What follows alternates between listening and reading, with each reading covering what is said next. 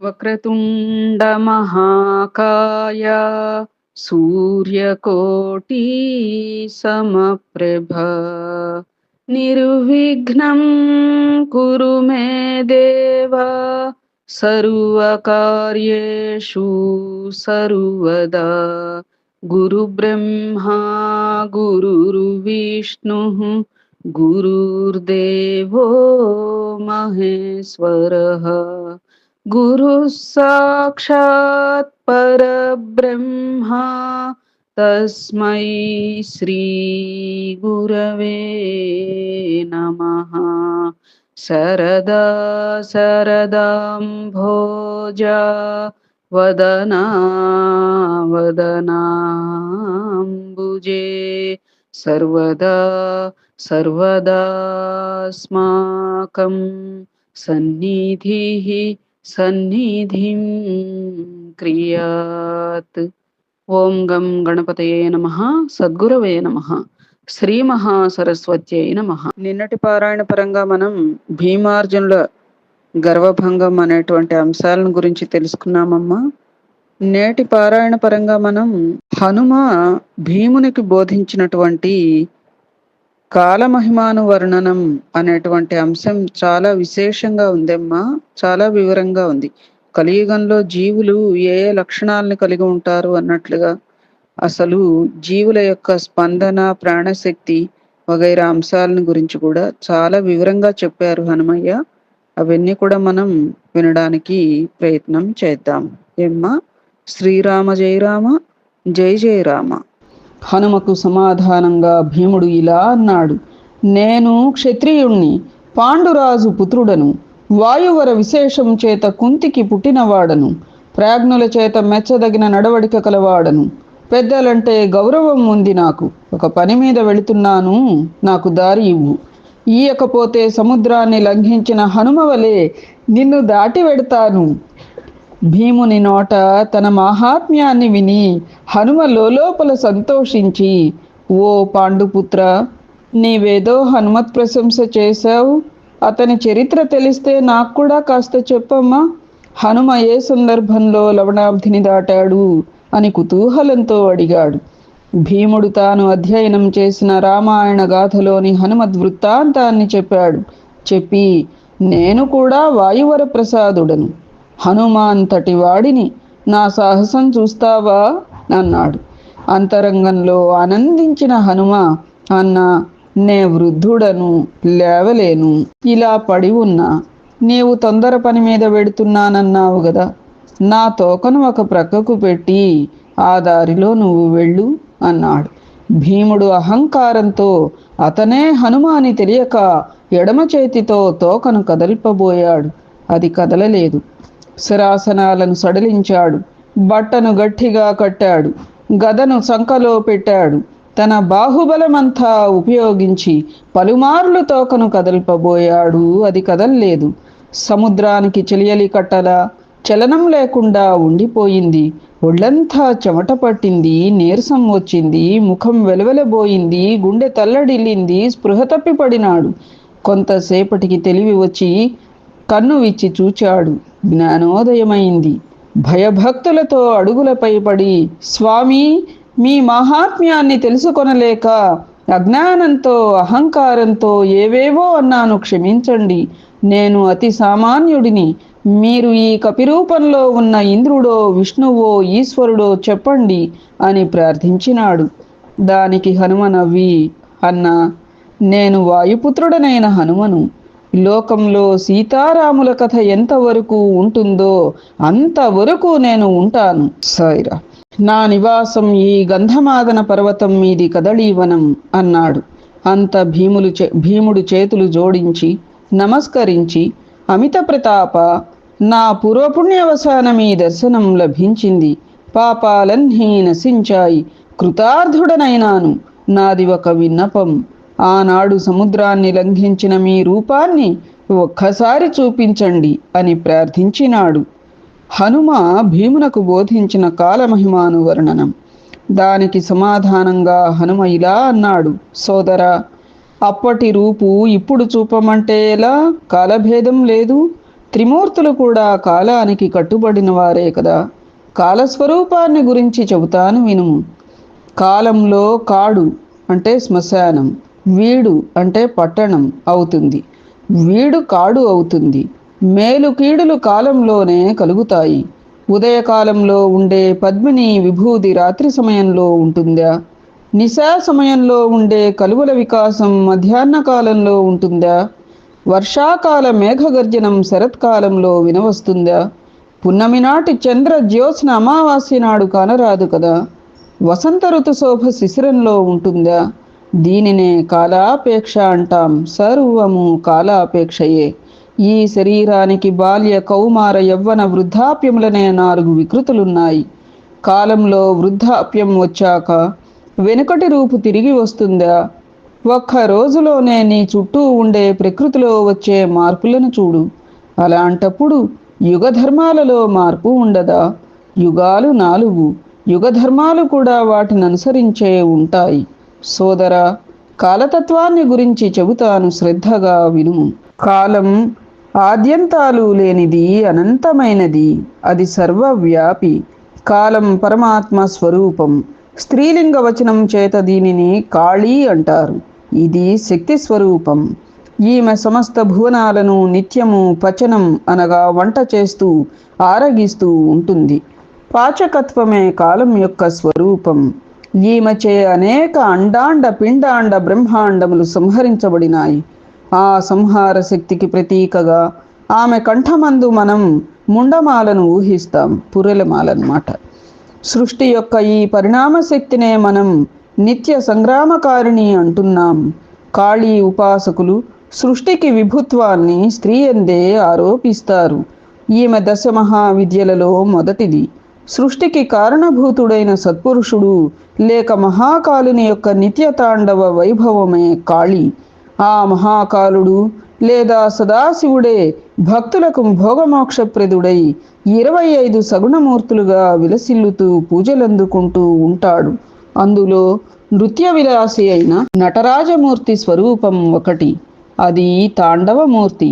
ఆ తాండవం ఆనంద సంధ్యాకలిక విజయఊర్ధ్వ ఉమా సంహార అనే నామములతో 7 తాండవాలుగా వ్యవహరించబడుతోంది. ఈ 7 తాండవాలే కుండలిని విద్యలో సహస్రారంతో కలిపి 7 భూమికలుగా చెప్పబడింది.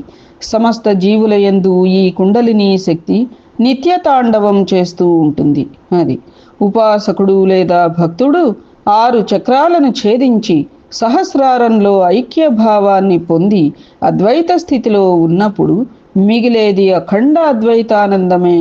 కనుక ఆ స్థితిని ఆనంద తాండవం అంటాం. చలన క్రియ అంతా తాండవమే. స్పందన ప్రాణశక్తి యొక్క విలాసం. సృష్టి స్థితి లయములు 3 లయతాళబద్ధమైన చలనమునందే సాగిపోతూ ఉంటాయి. పరిణామ శక్తి అయిన ఈ కాళీ శక్తి కేవలం సంహార శక్తి మాత్రమే కాదు, సృష్టికి కూడా కారణభూతమవుతోంది. నేను భువన సృష్టిని ఆరంభించుటకు వాయువు వలె సర్వత్రా ప్రవహింతును అనే వేదమంత్రం వాయువుకు ప్రాధాన్యతనిచ్చి ఈ విషయాన్నే చెబుతోంది. సాహిత్యం దృష్ట్యా వీర శృంగారాల అపురూప దర్శనం ఇది. ఈ వైభవం వల్లనే జగత్తుకు పరమకారణం పరమశివుడు అయ్యాడు. ఆ పరమశివుడే సదాశివుడు. పరిణామకారిణి అయిన ఈ సమిష్టి శక్తి సర్వభూతములను ఆవేశించి ఉన్న కారణంగా ఆ శక్తే వ్యష్టి శక్తిగా అంటే వికృత శక్తిగా కూడా అవుతోంది. సూర్యుని కాంతి చంద్రుని మీద పడి ప్రతిఫలించి ఉపాధి భేదం చేత వెన్నెల అయినట్లే జగత్తుకు కారణమైన సమష్టి శక్తి అనగా పరిణామకారిణి అయిన ప్రకృతి శక్తి ప్రాణికోట్లను ఆశ్రయించి కుండలిని శక్తి అని పిలువబడుతోంది. ఆ శక్తి పురము అనబడే దేహమునందు శ్రేష్టమైన ప్రాణాన్ని ఆవేశించి క్రియాశక్తి అవుతోంది. ఆ క్రియాశక్తి వ్యక్తి యొక్క జ్ఞానేంద్రియ కర్మేంద్రియాలతో కూడినప్పుడు శ్రేష్టమైన ప్రాణంగా లోకులచే వ్యవహరించబడుతోంది. ఆ శక్తినే ప్రాణాతీతమైన పరమమైనదిగా భావించి సృష్టికి కారణభూతమైన శక్తిగా ఉపాసించినప్పుడు స్వతంత్రమైన చిత్ శక్తిగా శాస్త్రముల యందు చెప్పబడుతోంది. ఆ చిత్ శక్తినే శ్రీ అంటాం. శ్రీ యొక్క సగుణోపాసకులే శ్రీ విద్యోపాసకులు. జీవుని యొక్క ఉచ్ఛ్వాస నిశ్వాసములు ప్రాణతరంగములే కాని ప్రాణం మాత్రం కాదు. సముద్ర తరంగాలు శక్తి కాదు, శక్తి యొక్క విలాసం తరంగాలు. పోనీ వాయువు క్రియ ప్రాణం అవుతుందా అంటే అది కాదు. సంసారంలో జీవుల యొక్క ప్రాణశక్తి ఉచ్ఛ్వాస నిశ్వాసాలచే క్షీణిస్తోంది. కనుక ఆత్మశక్తి వృద్ధి కావాలి అంటే కాళికను ఉపాసించాలి. ఈ విద్య ఇహంలో సమస్త భోగభాగ్యాలను ఇస్తుంది, తుదకు మోక్షాన్ని ఇస్తుంది. పురుషశ్రేష్ఠుడైన భీమ ఈ విద్యనే వేదం సంసర్గ విద్య అని, ముఖ్య ప్రాణోద్గీత విద్య అని గానం చేసింది. ఆ ముఖ్య ప్రాణాన్ని నేనే. నన్ను ఉపాసించిన వారు కాలాతీతులవుతారు, త్రికాలగ్నులవుతారు. అంటే అంత పూర్ణాయుష్కులవుతారు అన్నట్లుగా త్రికాలగ్నులవుతారు. పునరావృత్తి రహితమైన జన్మరాహిత్యాన్ని పొందుతారు. ఇందులో సందేహం లేదు. నే చెప్పిన విషయాలు అత్యంత రహస్యమైనవి. నీవు నా సోదరుడవైన కారణంగా సోదరభావంతో నీకు చెప్పాను. హనుమ నోట కాలతత్వాన్ని విన్న భీముడు పరమానంద భరితుడై ఇలా అన్నాడు: అన్నా ఆంజనేయ, తత్వంలో పరమాత్మ స్వరూపులమై ఉండి కూడా దానిని అజ్ఞానం చేత తెలుసుకోలేక జీవభ్రాంతితో సంసారంలో కొట్టుమిట్టాడుతున్న మా బోంట్లకు కాలతత్వాన్ని పరమార్థాన్ని చెప్పి మహోపకారం చేశావు. చూడగా ఈ మనుష్యుల ప్రవర్తన వింతగా ఉంటుంది. సుఖాలన్నీ తమ ప్రయోజకత్వమని కష్టాలకు కారణం ఇతరులని భావించి నిందిస్తారు, లేదా కాలాన్ని నిందిస్తారు. అంతేకాని కాలాన్ని పరమాత్మ స్వరూపంగా భావించి ఉపాసించేవారు ఏరి? రాబోవు కలియుగంలో ప్రజల ప్రభువుల ప్రవర్తన ఎలా ఉంటుందో ఆ కాలజ్ఞానాన్ని కూడా చెప్పవలసింది అని భీముడు హనుమంతుడిని అడిగాడు. హనుమ భీమునకు చెప్పిన కలియుగ లక్షణాలు.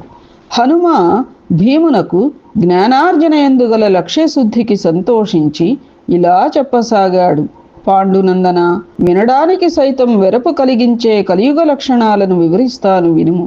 కృత త్రేత ద్వాపర కలియుగాలలో ఒక్కొక్క పాదం చొప్పున ధర్మాచరణ తగ్గుతూ కలియుగాంతానికి అసలు ధర్మం అనేదే ఉండదు. ద్వాపరం నువ్వు చూస్తున్నదే. కలిలో కాలానుగుణంగా వర్షాలు పడవు, చల్లిన విత్తనాలు పొల్లులవుతాయి. ఎప్పుడు ప్రజలను కరువు పీడిస్తూనే ఉంటుంది. పొట్ట గడవక ప్రజలు జన్మభూమిని విడిచి వలసలు పోతారు. తేలిక పంటలు ఎక్కువ అవుతాయి, పృథివీ నిస్సారమవుతుంది. పువ్వులలో గంధగుణం ఉండదు, తినే పదార్థాలలో సారం ఉండదు. ఆ కారణంగా ప్రజలు దుర్బలులు, రోగగ్రస్తులు, మరుగుజ్జులు అవుతారు, అల్పాయుష్కులవుతారు. 20 సంవత్సరాలు కలిలో పూర్ణాయుర్దాయం, 7 లేక 8 సంవత్సరాల వయస్సుకే స్త్రీలు సంతానవతులవుతారు. వివాహ వ్యవస్థ, దాంపత్య ధర్మం భ్రష్టు అవుతాయి. భార్యలకు తమ భర్తల యందు సంపాదన అనుసరించి గౌరవం కానీ వేరే గౌరవం ఉండదు. సాయిరాం. సర్వుల యందు స్వేచ్ఛా ప్రవృత్తి ఎక్కువ అవుతుంది. భార్యాభర్తలు ఇష్ట సంచారం చేస్తారు. భార్యాభర్తలు, గురు శిష్యులు పరస్పర వంచకులవుతారు. అత్తమామలను కోడళ్లు నిర్లక్ష్యం చేస్తారు.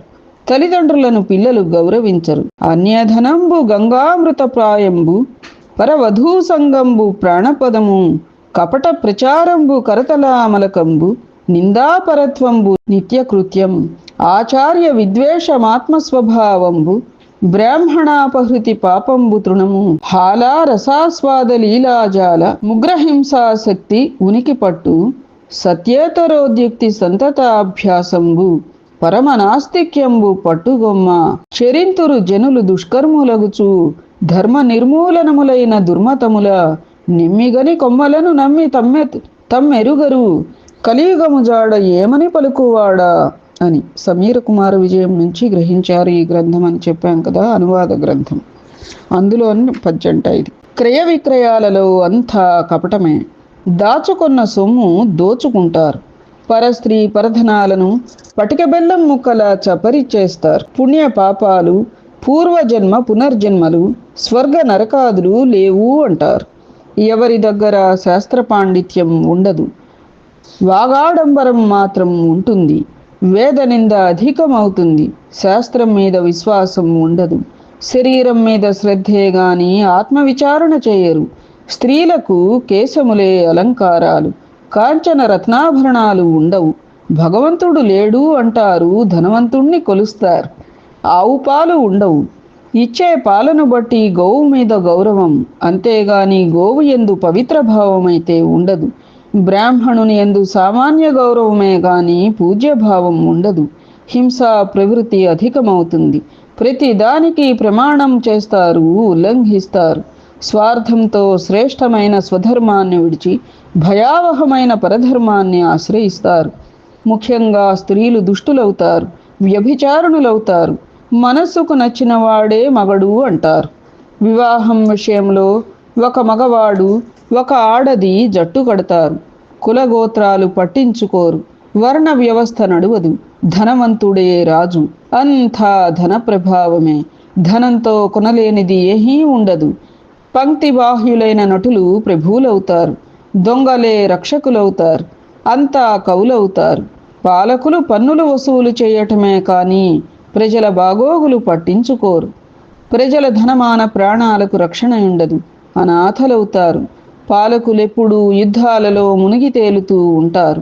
దేవాలయాలు ధూపదీప నైవేద్యాలు పెట్టే దిక్కులేక కళావిహీనమవుతాయి. వాని భూములను ఆక్రమించుకుంటారు. దైవ దర్శనానికి ధనం గుంజుతారు. భక్తి సంపాదనకు మార్గం అవుతుంది. నిషిద్ధ పదార్థాలను సేవిస్తారు. అందరూ మాంసాహారులవుతారు.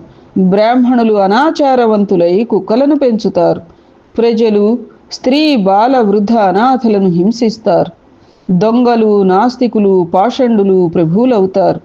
ప్రజలను రక్షించాల్సిన పాలకులే భక్షకులై ప్రజల ఆస్తులను దోచుకుంటారు. కలి చివరలో రాజ్యాల మధ్య వైరం పెరిగి మహాభయంకరమైన యుద్ధాలు చెలరేగుతాయి. విశ్వప్రాణి నాశనమవుతుంది. మిగిలిన కొద్ది మంది ప్రజలు వేదవేత్తలైన విప్రులను ఆశ్రయించి వేద ధర్మాలను తెలుసుకుంటారు. పాలకులు ప్రజలు తిరిగి వైదిక ధర్మావలంబకులు అవుతారు. ఆ విధంగా వైదిక ధర్మం పునఃప్రతిష్ఠితమవుతుంది. ఆ ధర్మ ఛత్ర ఛాయల్లో అందరూ శాంతి సౌభాగ్యాలతో చల్లహా బ్రతుకుతారు. భీమునకు హనుమ తన విశ్వరూపాన్ని చూపుట. హనుమ చెప్పిన కలియుగ ధర్మాలను వినగానే వికల మనస్కుడై భీముడు ఇలా అన్నాడు: అన్నా ఆంజనేయ, వింటుంటేనే భయోత్పాతాన్ని కలిగించే ఈ కలి ప్రభావాన్ని నుండి తప్పించుకునే ఉపాయం ఏమైనా ఉందా? సమాధానంగా హనుమ దృఢగాత్రంతో ఇలా సమాధానం చెప్పాడు: సోదరా కుంతీపుత్ర, భవిష్యత్ బ్రహ్మనైన నన్ను ఎవరు భక్తితో ఆరాధిస్తారో, కనీసం నా నామాన్నైనా సరే మనస్సును పూజాప్రసూనంగా సమర్పించి జపిస్తారో వారిని కలిదోషాలు ఏవీ అంటవు. నా భక్తులంటే నాకు చాలా ఇష్టం. ఆంజనేయ అని ఒక్కసారి ఆర్తితో పిలిస్తే చాలు, పద్మం చెంత మధుపంలా అక్కడ వ్రాలుతాను. ఆపన్నులను రక్షించడం కంటే నాకు వేరే కర్తవ్యం లేదు. అది విన్న భీముడు వికలత్వం తొలగగా శాంత మనస్కుడై, అన్నా హనుమా, నీవు భవిష్యత్ బ్రహ్మవు. ప్రళయానంతరం జరగబోయే సృష్టికి నీవే కర్తవు, కాలాతీతుడవు. కాలం నీకు ఆటంకమా? జనన మరణాలు లేని నీకు వృద్ధాప్యం ఎక్కడుంది? లోకాలను భ్రమింపచేస్తున్నావు కానీ నీవు వానరుడవా? సాక్షాత్తు ఈశ్వరుడువు. నేను నీ భటుడిని. ఒక్కసారి నీ విశ్వరూపాన్ని చూపించు అని కన్నీటితో ప్రార్థించాడు. దానికి మారుతి మందహాసం చేసి, ఇదిగో దర్శించు అని ఆకాశము దిక్కులు అంతటా తానై తోక నక్షత్రాలను తాకక దుర్నిరీక్షుడై ఎదుట గోచరించాడు. భీముడి మేను వణకగా భయకంపితుడై చేతులు జోడించి గాద్గతికంతో ఎన్నో విధాల స్తుతించి, పరమాద్భుతంగా ఉంది నీ రూపం, కోటి సూర్య ప్రభాభాసమానంగా ఉంది. నీ తోక కదిలిస్తే నాకం క్రింద పడుతుంది, చూడలేను, కళ్ళు మిరిమిట్లు గొలుపుతున్నాయి, ఉపసంహరించవయ్యా నీ విశ్వరూపాన్ని అని ప్రార్థించినాడు సాయిరాం. అప్పుడు మారుతి ఎప్పటి రూపున గోచరించాడు. అప్పటికి అద్భుతం నుండి తేరుకొని భీముడు ఇలా స్తుతించాడు: ఓ లోకబాంధవ, నక్షత్రాలు నీకు మొలపూసలా లేక పాదగజ్జల మువ్వలా? కుల పర్వతాలు నీకు విరిబంతులు, సముద్రం గోష్పాదం, ధనుజులు నీకు కీటకాలు. నీ వంటి వాడు తోడై ఉండగా దాశరథి దశకంఠుని సంహరించడం ఏమంత విశేషం? భీముని మాటలకు ప్రేమతో హనుమ, సోదరా, నీవు నా తమ్ముడవు కదా, నన్నొక వింత చేసి స్తుతించవచ్చా? సరే, నీవు వచ్చిన పని నాకు తెలుసు. అది దేవతల అధీనంలో ఉంది. నీవు సాహసమే చేశావు. దేవతలు ధ్యాన దాన హోమ తంత్ర మంత్ర తపోవిధాన భక్తి బలి తర్పణాదులకు వసులే కాని పురుష శక్తి సాధ్యులు కారు. ఆర్యసమ్మతి లేని కార్యానికి పూనుకోరాదు. పూనుకుంటే దుఃఖం మిగులుతుంది. దేశ కాలాదులను గుర్తించకుండా కేవలం పశుబలంతో ప్రవర్తించేవాడు నిజంగా పశువే. సరే, నీ కార్యం ఏ విఘ్నం లేకుండానే చక్కబడుతుంది. నీవు అతి ధైర్యవంతుడవు. నీకొక వరం ఇస్తున్నాను. దుర్బుద్ధితో మీ రాజ్యాన్ని కైవసం చేసుకున్న దుర్యోధనుడు దానిని తిరిగి మీకు ఇయ్యడు. మీ సంధి ప్రయత్నాలు ఫలించవు. ఆ కారణంగా యుద్ధం తప్పదు. నా నామాన్ని జపించు. విజయలక్ష్మి తప్పక మిమ్ములను వరిస్తుంది. ముఖ్యంగా సాక్షాత్తు విష్ణువైన కృష్ణుడు మీ పక్షాన ఉన్నాడు. ఇహ వెళ్ళు. సౌగంధిక పుష్పాలున్న కొలనికి త్రోవ ఇదే అని ప్రేమతో ఆలింగనం చేసుకుని అంతర్హితుడయ్యాడు. మారుతి ఆలింగనానికి 1000 ఏనుగుల బలం వచ్చింది భీమునికి. యక్ష రాక్షసులను గెలిచి సౌగంధిక పుష్పాలను తెచ్చి ద్రౌపదికిచ్చి ఆమె ముచ్చట తీర్చి సుఖస్థితిలో ఉన్నారయ్యా పాండవులు. తదుపరి రేపు కొనసాగించుకుందామమ్మా. ఏతత్ ఫలం సర్వం సద్గురు చరణారవిందార్పణమస్తు. సద్గురవే నమః. శ్రీమాత్రే నమః. శ్రీ సీతారామ లక్ష్మణ భరత